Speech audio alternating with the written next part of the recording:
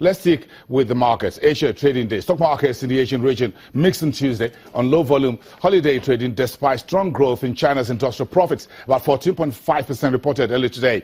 Last month in China, the Shanghai Composite finished down 0.24% at 3,115, while the Shenzhen Composite closed nearly flat, about 0.09%. The Japanese Nikkei 225 closed nearly flat, up about 0.03%, after economic data showed the Japanese economy still had some way to go before meeting central bank's Kuroda's 2% inflation target.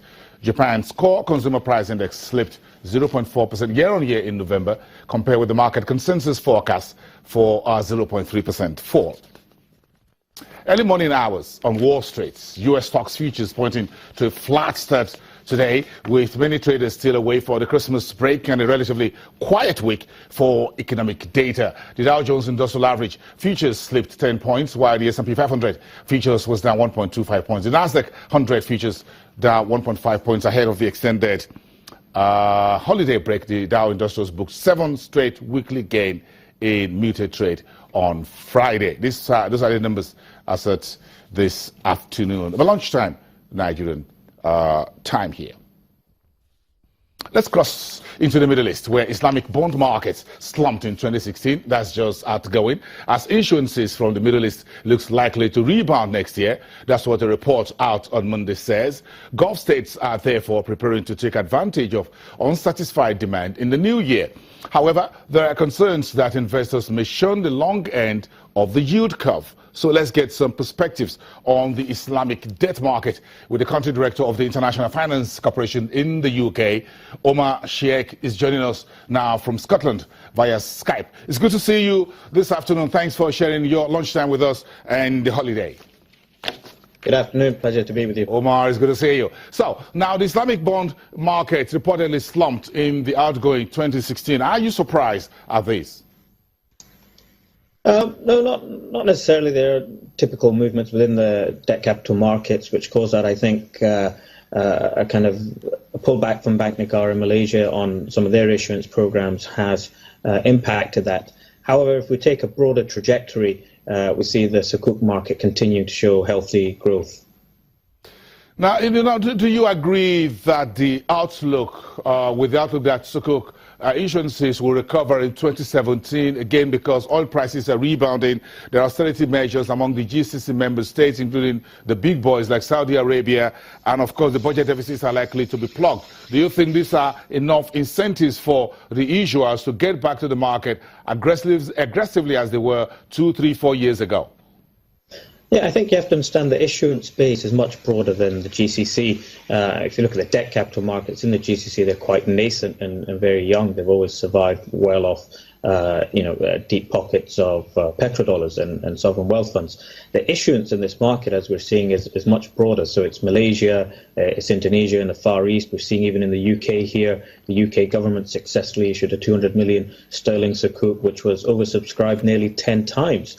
In Nigeria, we've had the SEC working together with CBN and others, putting out the framework and the necessary guidelines for issuances to happen there locally. I understand just recently the Debt Management Office in Nigeria also formally issued an expression of interest to get advisors in for Nigerian government to issue a sovereign sukuk. So if we go across to East Africa and Kenya, we're seeing the same activities as well. So it's much broader than the Middle East story per se.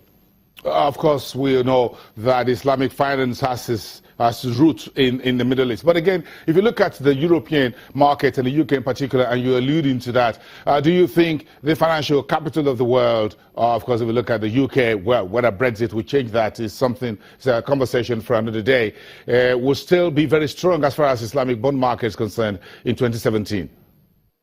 Absolutely. I mean, for us here at the Islamic Finance Council UK, our view is very much that the UK is a key Western gateway and Western hub for Islamic finance. With the current position with Brexit and the other uncertainties and the autumn statement made by the Chancellor, the government will continue to issue and indeed surpass its initial targets for raising debt through the capital markets.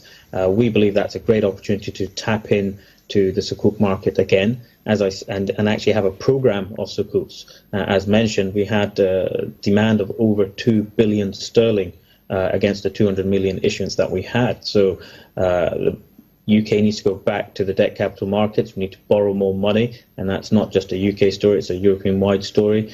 And Sukuk presents a great opportunity to tap into that and use some of that money to fund infrastructure projects and development within the country.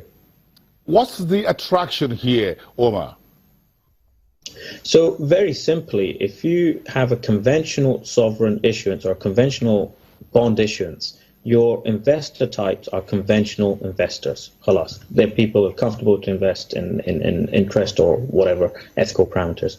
If you issue a Sukuk, you have both those existing investors.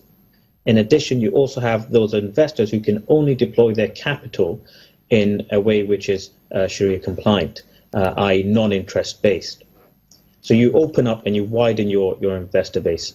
Now that includes sovereign wealth funds, that includes very large pension funds in Malaysia, that includes local banks who need this type of instruments and notes for managing the liquidity requirements and so on. But as far as investors are concerned, what are their chief concerns? Are they worried about the yield? Are they worried about the tenor of the papers? Or are they worried about where the money goes? Yield, tenor, risk, typical investor considerations. They are the exact same for the Sukuk market. The reality is the secondary market in the Sukuk space is very shallow because of a lack of primary issuances. So a lot of people typically buy and hold. Investment appetite, risk appetite, yield appetite varies between a Malaysian investor and a Gulf investor in terms of what they're looking at. But where the money goes, this is what attracts a lot of investors from all different faiths and indeed from no faith at all. The upside on the Sukuk is that the money is ring-fenced and used typically against a specific asset or for a specific purpose, which in a macroeconomic sense also encourages a degree of fiscal responsibility from governments as well. Omar, we thank you very much for your time today. Omar Sheikh, thank you very much, from the Islamic Finance Council in the UK. Thank you very much for that. A correction about the designation there earlier. It was not with the International Finance Corporation, but the Islamic Finance Council.